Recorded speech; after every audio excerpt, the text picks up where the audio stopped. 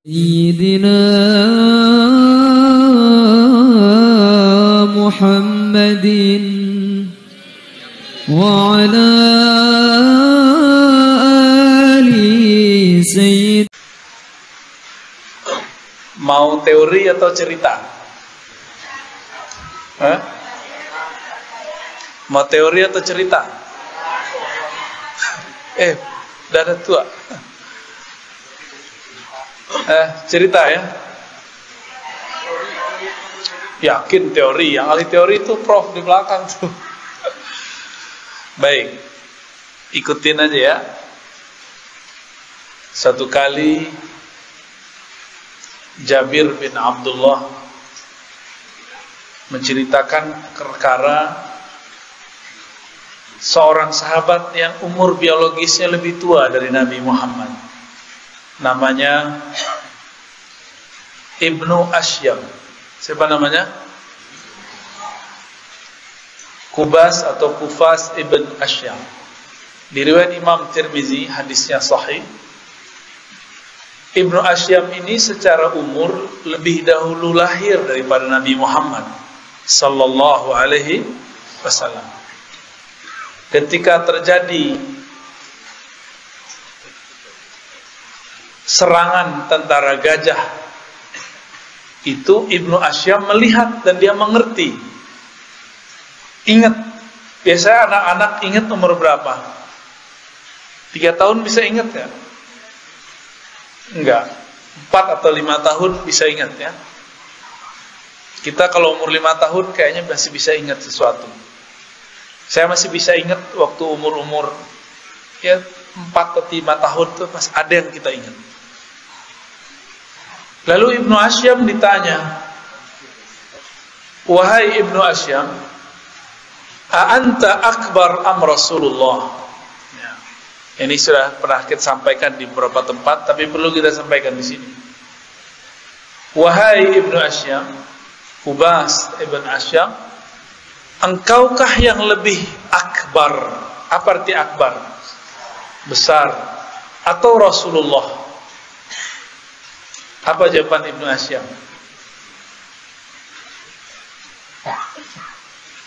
Rasulullah sallallahu alaihi wasallam akbar minni. Kalau besar, lebih besar Rasulullah daripada aku. Tapi ana aqdamu maulidan. Aku lebih dahulu lahir. Jadi bisa saja ada orang lahir lebih dahulu, tapi dia tidak lebih besar daripada yang lahir belakangan. Apa yang dimaksud dengan besar di situ? Inilah yang disebut umur rohani. Umur apa? Umur rohani. Bahwa baginda Nabi Muhammad SAW lebih tua daripada orang yang dulu lahir.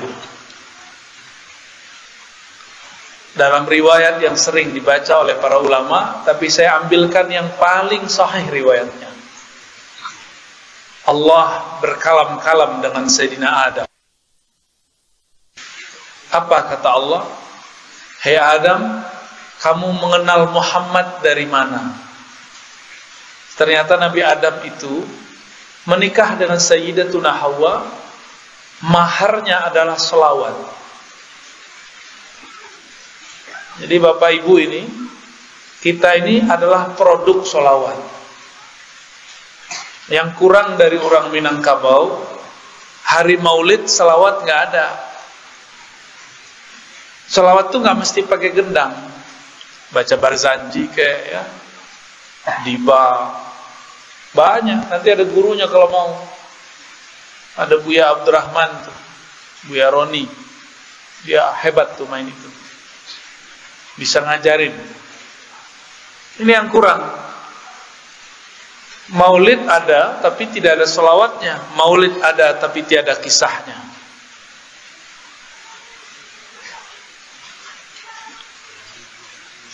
Sayyidina Adam ditanya, "Wahai Adam, kamu bermahar selawat kepada Hawa, itu tahu nama Muhammad dari mana?"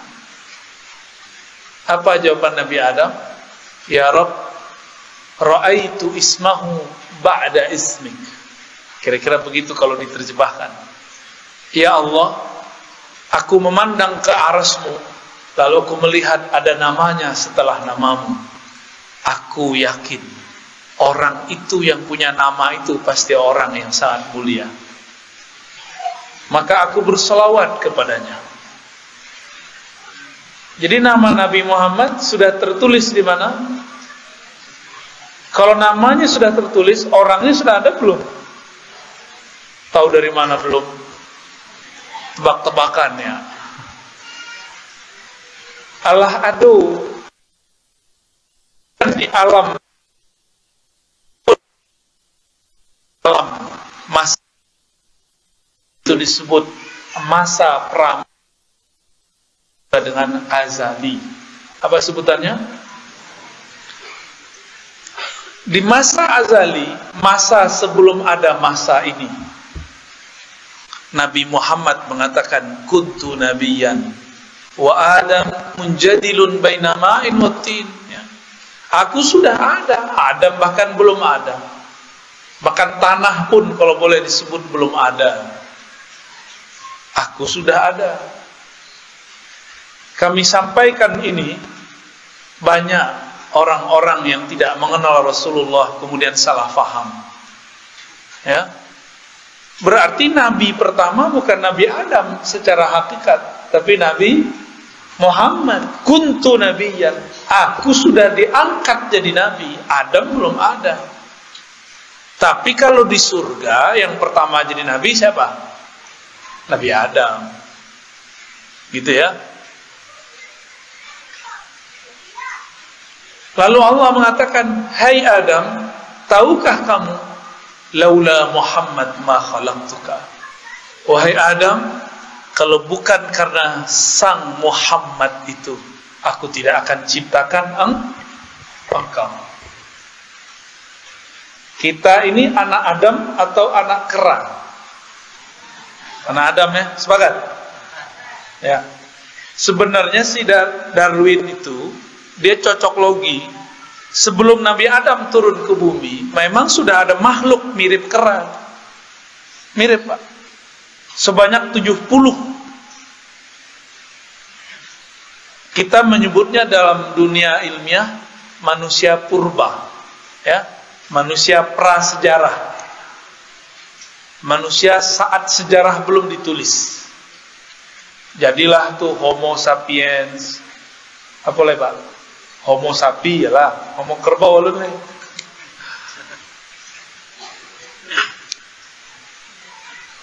Makhluk-makhluk itu ada sebelum Nabi Adam. Bentuknya mirip dengan kera, tapi mereka bukan kera, bukan monyet, kera. Jadi kayak manusia tapi bukan manusia. Mereka umurnya ribuan tahun. Karena ada sebelum Nabi Adam. Nabi Adam itu 6.000 tahun sebelum kita. Lebih kurang 5.000 sekian lah. Sedangkan makhluk purba itu sudah ada ratusan juta, bahkan puluhan ribu tahun sebelum Nabi Adam alaihissalam. Aku yang ahli salawat tuh Bapak Ibu. Nanti kalau maulid latihan anak tuh, tim-tim beliau tuh bisa ngajarin tiba sentidoror ya. Silakan dieksekusi nanti Pak Wali ya. Biar Minangkabau bergema dengan selawat. Tidak bergema juga bid'ah membid'ahkan saja ya. Sekentek bid'ah ya. Lah muak luak menengan orang tuh. Kan yang muak Bang Haji. Muak tak? Rasa kediramih mulut orang tuh. Tapi tak boleh ada karena hukum mak betul.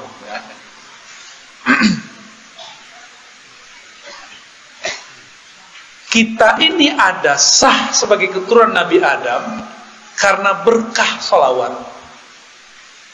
Jadi satu tetes darah di tubuh ini berkah nur salawat Sayyidina Adam kepada Sayyidina Muhammad sallallahu alaihi. Belum pakai salawat. Awak mahar salawatnya lah dia. Ya, nikah batin. Lama mana. Ya.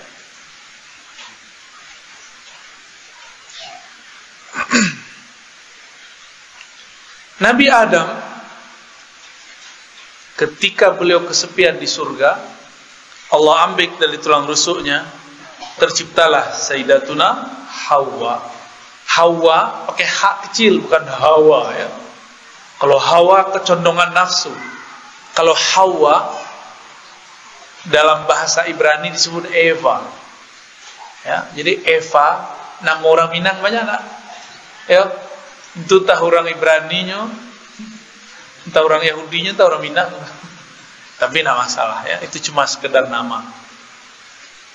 Sayyidatuna Hawa, jadi Nabi Adam tuh kesepian di surga, padahal semua makanan di surga diizinkan untuk Nabi Adam. Semua ilmu-ilmu di surga diberikan ke Nabi Adam, tapi ada satu yang kurang dari Nabi Adam. Tidak ada ibu-ibu kurang. Jadi apa aku gagah namanya Nabi Tiyo, tapi kalau tidak ada ibu-ibu itu paniang. Akhirnya Nabi Adam tertidur, dan tidur itu pantangan ahli surga. Di surga seharusnya tidak ada tidur. Jadi lelahnya Nabi Adam bukan karena lelah batinnya, fisiknya, tapi kesepian. Dan itu pun sebenarnya bukanlah tidur. Beliau sedang masuk ke alam yang lain. Di saat itulah Allah ciptakan dari darah badannya seorang pasangannya, yang kemudian kita sebut Sayyidatuna Hawa. Karena no girang, Hawa pun ingin dipeluk oleh Sayyidina Adam. Di stop oleh Jibril, stop Adam, halalkan dulu. Gitu. Nabi Adam kemudian mikir, dihalalkan pakai apa ya? Ya sudah, saya berselawat kepada orang yang ada namanya tertulis di arsy Allah Subhanahu wa ta'ala. Sahlah. Jadi karena barokat solawat itu kita hidup. Maka tolong dihidupkan majelis solawat. Bukan solawat orang mati saja. Itu kitab dalail, kitab solawat dibaca pas mati ya, orang meninggal. Sehingga anak-anak itu takut sama kitab salawat itu. Padahal kitab salawat itu amalan ahlul Quran. Di bawah kita ada batu ampa, betul tak? Di batu ampa dulu ada Syekh Abdurrahman, batu ampa pendiri Al-Manar. Beliau mambiat kaji Al-Quran ke Makkah. Selesai hafalan Quran, beliau diijazahkan gurunya membaca salawat dalail khairat, yang kini kita baca selama 7 hari orang meninggal. Jadi dulu itu dibaca sebagai pengimbang bacaan Al-Quran. Kini dibaca orang mati saja ya. Kami datang ke guru kami Abu Yadahnar, masih hidup, tapi beliau sudah sangat sepuh, sudah banyak lupa, bahkan ke kami pun mungkin lupa. Dulu kitab salawat, apa jawaban beliau?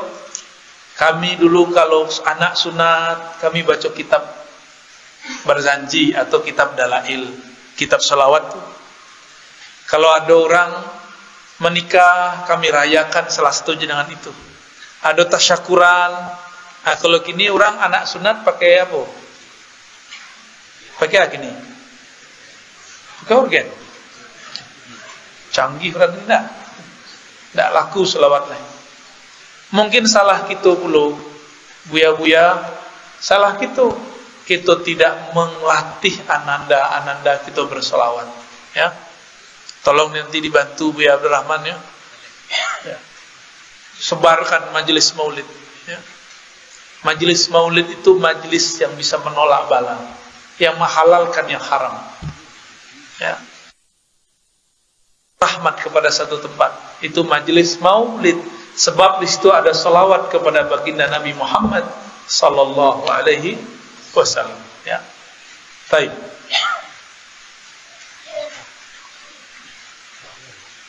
Jadi Nabi Muhammad lah ada sebelum Nabi Adam. Apa nama beliau?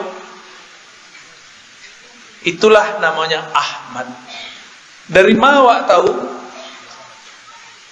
Dari surat As-Saff. Ruhullah bernama Isa Isa bin Maryam mengatakan, aku mengabarkan kepada kalian kedatangan seorang Rasul, dulu namanya Ahmad. Kira-kira gitu. Kalau diterjemahkan bebas ya. Ismuhu Ahmad, di alam ruh, di masa azaliyah, masa sebelum ada alam semesta, ia bernama Ahmad. Jadi siapa yang mengabarkan nama beliau Ahmad? Nabi Isa. Abdullah ibn Salam, beliau ini seorang penghafal kitab Taurat, tinggal di Madinah. Kok tinggal di Madinah?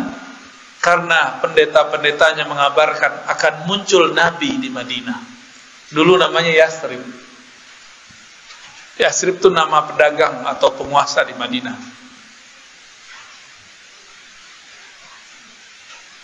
Ketika Nabi Muhammad masuk kota Madinah, Abdullah ibn Salam dipesankan oleh bibinya, ante bahasa Jawa tak?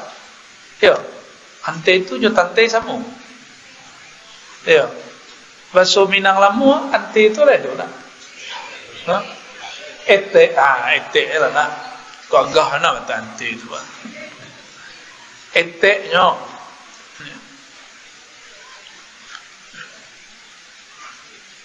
Tidak lama lu sebut ete. Ya. Ya. Sebut ete atau ante?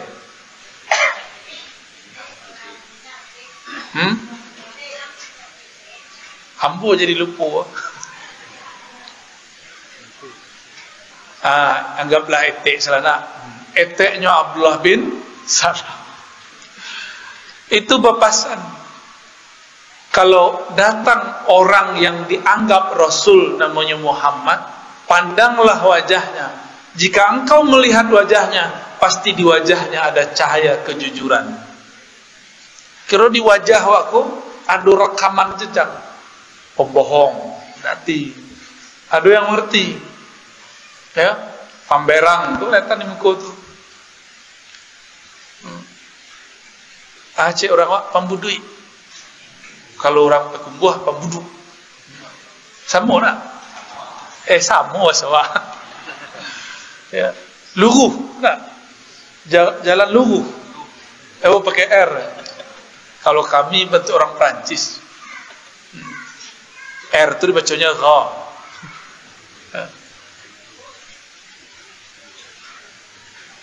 Kata bibinya, jika engkau bertemu dia, saksikan di wajahnya ada cahaya kejujuran. Muka orang elok. Muka boleh muka orang elok. Amin ya. Muka banyak dosa. Akhirnya Abdullah bin Salam menunggu datangnya Rasulullah SAW. Rasulullah itu transit di rumah Ummu Sulaim. Kemudian Kuba, ya, terus ketika masuk dilihat oleh Abdullah bin Salam. Fama ra'aitu fihi kaziban. Aku tidak melihat di wajahnya wajah kepalsuan. Ada ilmunya. Ada imam namanya Fakhruddin Ar-Razi. Siapa nama imamnya? Kalau ini muka siapa namanya? Tapi tidak pakai Fakhru deh apa? Imam Fakhruddin Ar-Razi nulis kitab judulnya Firasat. Dalam kitab itu dia bercerita tentang ciri-ciri wajah orang elok, wajah orang jahat, wajah orang macam-macam, emosional, wajah orang suka zikir tapi pemberang, wajah orang berzikir untuk dabui, itu ketahuan tuh, ya. Wajah orang dan suka meremehkan orang itu kelihatan di situ, kelihatan. Semua yang kita terjemahkan dalam pikiran itu membayang dan dimengerti oleh ahlinya. Ambo sikit-sikit lebih salah. Jadi hati-hati Bapak Ibu, tidak usah suruh-suruhan di bukamu. Nampak deh Pak. Ada non polos saja. Abdullah bin Salam kemudian datang kepada Nabi Muhammad SAW. Nabi Muhammad itu banyak Kalau bahasa orang awak selingki, ya tak? Datang orang antri kepada beliau. Ada di satu masa Abdullah bin Salam dapat giliran bertemu Rasulullah. Abdullah itu punya ayah Salam. Salam itu pemimpin Yahudi, hafal kitab Taurat. Lalu Abdullah bin Salam mengatakan, wahai Rasulullah, terimalah persaksianku, tiada yang berhak disembah kecuali Allah. Engkau adalah Rasulullah sallallahu alaihi wasallam. Jadi Abdullah bin Salam itu tidak perlu nguji-nguji Nabi, cukup memandang wajah Rasul langsung percaya. Cuma ada orang kan suka mau uji. Ada yang mujinya juga pertanyaan, ada yang mujinya dengan keajaiban. Sekali datang Arab Badui ke Nabi. Kini Nabi membaca di pikirannya, ini membayangkan Nabi itu orang ajaib. Maka Nabi memberikan tawaran ke Arab Badui. Hai Arab Badui, percayakah engkau kepadaku bahwa aku Rasulullah? Bertanya orang Arab Badui itu, apa buktinya engkau seorang utusan Allah? Apa jawaban Nabi? Karena Nabi faham yang hebat-hebat, yang ajaib-ajaib kayak anak-anak kita ini. Kata Nabi SAW, wahai Badui, kamu saksikanlah aku panggil pohon di seberang sana, dia akan menyeberangi, memanggilmu, menyamaimu, hadir di depan kita. Kata Arab Badui, boleh, coba aja gitu. Akhirnya Nabi kemudian memanggil pohon di sudut kampung, dan itu berjalan sampai ke depannya. Coba bayangkan, pohon jalan-jalan, itu bayang dalam film ya. Nah, itu kan adik-adik kok semangat kalau cerita model itu. Orang Arab Badui badannya gadang, akanya kita. Ini membayangkan sesuatu yang ajaib-ajaib. Lain dengan Abu Bakar, lain dengan Umar. Mereka tidak butuh pembuktian-pembuktian. Lain dengan Abdullah bin Salam, cukup memenang wajah, dia tahu ini seorang Rasul Allah sallallahu alaihi wasallam.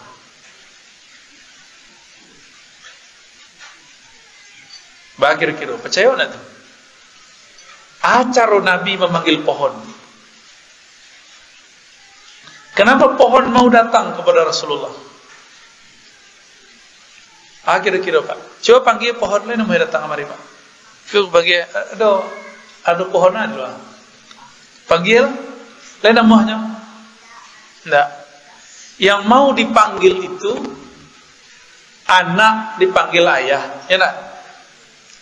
Dipanggilnya ada ayah, lain mau datang. Saya mau. Apa? Atif. Namanya raja Atif. Tif, gitu ya. Datang enggak? Dipanggil jo namu atau jo bukan namu?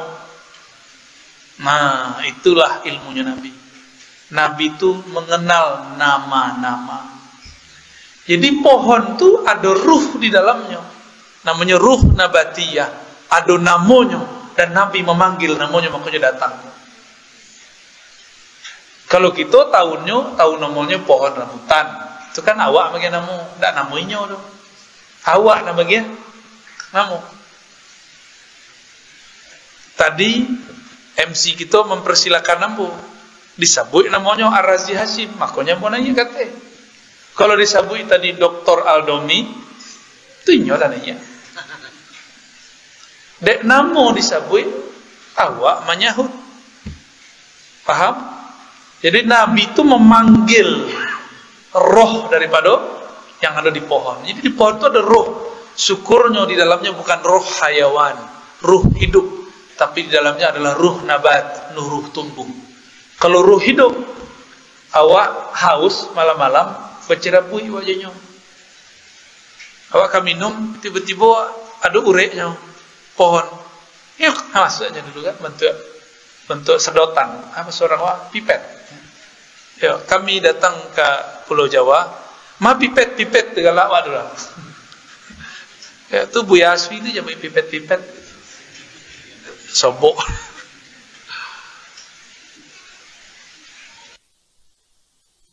tidak punya ruh hayawan, ruh yang hidup, cuma punya ruh tumbuh. Makanya pohon-pohon tidak berebut dengan kita, kecuali jika dipanggil. Nanti di akhir zaman, pohon-pohon itu berkalam, wahai umat Muhammad, di sini ada orang kafir. Jo awak paham tuh. Tidak usah jauh-jauh. Allah mengatakan sabbaha lillahi ma fis samawati wal ard. Wa in min syai' illa yusabbih. Ayatnya bihamdi rabb. Ya. Tidaklah ada sesuatu kecuali bertasbih kepada Allah. Bertasbih apapun yang di langit, apapun yang di bumi. Lai tahu tasbihnya. Kalau belum bisa faham tasbihnya tumbuhan, nanti kalau masuk itu datang tumbuhan-tumbuhan itu berteriak, tapi kita tidak faham-faham. Itu ilmunya Nabi, diturunkan di akhir zaman nanti insya Allah. Ya, tak lama nanti ada ilmu itu muncul. Nanti adik-adik nanti bisa ngomong sama pohon. Mau nggak? Hon. Ya. Buah dong turunin. Gitu. Bisa turun ntar. Bisa ngomong sama pohon nggak? Sama kucing bisa ngomong nggak? Lah bisa mengecek juga kucing. Ciang. Kalau orang sakit hati Jawa, terdengarnya apa? Kencing. Salah dengarnya kan? Itu kan kucing itu ada namanya. Beda bahasa sudah beda sebutan. Cat, kid, kucing aja buat. Meong. Itu bukan nama kucing. Itu manusia menyebut kucing. Nabi Muhammad SAW dalam perjalanan beliau berdakwah, sesekali terjadi beliau masuk ke satu kampung. Di kampung itu ada hewan-hewan datang ke Nabi sujud. Dilihat oleh sahabat. Apa kata mereka? Ya Rasulullah, izinkan kami sujud kepada Engkau. Lalu mereka sujud. Nabi kemudian angkat kepala mereka. Tidak boleh manusia sujud kepada manusia, kecuali kalaupun diizinkan pasangan kepada pasangannya. Tapi tidak diizinkan. Apa alasan mereka tadi? Wahai Rasulullah, hewan pun sujud kepada Engkau, kami malu, kami hendak sujud juga kepada Engkau. Kata Nabi, tidak boleh. Ya. Jadi hewan tahu. Dan kami suka dengan kisah yang berikut ini. Pasti ada yang suka. Ketika Jabir jalan-jalan dengan Nabi di satu pohon, tiba-tiba pohon itu menunduk, lalu menyapa Nabi, ya Nabi, salam alaik. Maka sekarang jadi syair kan? Ya Nabi, alaika, ya Rasul, salam alaika, ya Habib, salam alaika, salawatullah alaika. Oke. Jadi ada kalimat ya Nabi, salam alaika. Jadi kalam itu bukanlah buatan Ibnu Daibah, bukanlah buatan Syekh Barzanji, bukanlah karya Al-Habib Al-Habsyi, tapi itu diturunkan dari hadis-hadis Nabi. Ada pohon, setelah itu batu, setelah batu kemudian ada lagi hewan. Semuanya menyambut Rasulullah mengatakan, ya Nabi, salam alaik. Kalau pohon bisa mengucapkan salam, jika batu juga mampu mengucap salam, kenapa kita yang punya qalbu susah mengatakan ya Nabi, salam? Oh, Nabi kalau mati, kecek siapa? Kecek orang kurang ajar. Nabi itu cuma pindah alam. Tubuh fisik mati, tapi yang ruh Nabi tidak pernah mati. Dalilnya apa? Sebelum tubuh Nabi Muhammad dilahirkan, Nabi Muhammad sudah Nabi. Ketika tubuh ini kembali ke tanah, ruhnya tetap sebagai Nabi nggak ada urusan dengan tubuh itu. Ya, itulah kira-kira 30 menit. Suko di dongeng, ya. Tambah dongeng enak. Katanya tanya jawab, ya. Gak banyak tanya jawab. Mau tambah cerita? Iyo katanya. Ya. Jangankan kalian apa-apa mama itu suka diceritakan. Nabi SAW naik ke Gunung Uhud. Gunung Uhud itu betul-betul buki-buki di belakang kuah. Tingginya kira-kira. Buki ada mau belakang Bapak Ibu? Buki Simaraso. Hah? Bunian. Durian. Mana duriannya? Modus. Bukit Durian. Ketika Nabi naik ke atas bukit, naik ke atas bukit, bergetar bukit itu. Kiranya bukit itu sadar, grogi. Awak kalau sobok aja orang hebat, grogi nama. Ya. Beberapa hari yang lalu kami ceramah di Kapolda Jabar. Kapoldanya biasanya ngajarin anggotanya satu kata yang menjadi istilah bersama anggota Polri. Tapi di muka buya, Ar-Razi namanya, groginya, luponya. Baru terkadang sudah itu. Bisa grogi. Itu baru sebuah Ar-Razi. Kalau sebuah nabinya Ar-Razi, bah kira-kira. La kalam wa la salam. Tak tahu mengecil. Makanya Abu Bakar As-Siddiq itu tidak berani mandang wajah Nabi. Ketika Abu Bakar sudah memimpin kekhalifahan, Nabi sudah wafat. Abu Bakar ditanya mengenai kisah Nabi. Itu Abu Bakar cuma jawab pakai nangis. Jadi Abu Bakar setiap ingat Nabi nangis. Kalau kita ingat Nabi, lalu nangis lah. Tak tahu cara menangis. Ya. Baik. Nabi Muhammad sallallahu alaihi wasallam kemudian berkalam dan menghentakkan kakinya kepada gunung. Wahai Uhud. Apa kata Nabi? Wahai. Jadi Uhud itu nama gunung. Itu gunung itu sudah ada dari zaman dahulu. Dan namanya Uhud. Maka nanti ketika terjadi kiamat, itu gunung pun masih bertahan.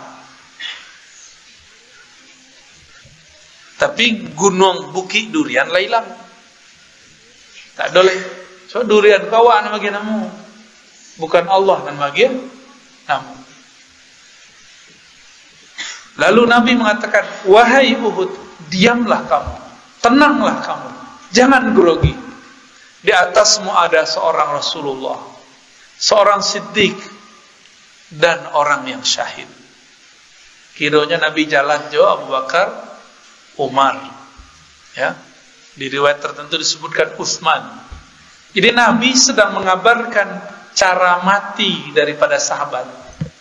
Sahabat Umar masih hidup nggak waktu itu? Apa kata Nabi? Wahai gunung, janganlah kamu bergetar.